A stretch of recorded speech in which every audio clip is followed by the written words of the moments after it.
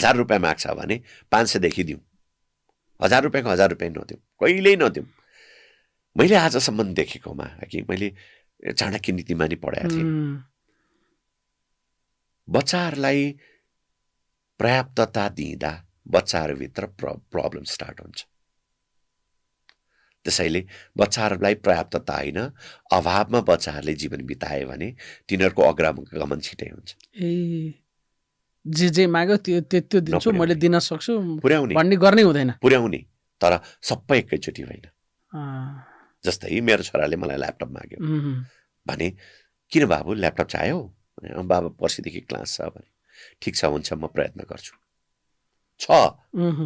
आजै म किनेर दिन सक्छु तर प्रयत्न गर्छु, वेट गर्नुहोस्।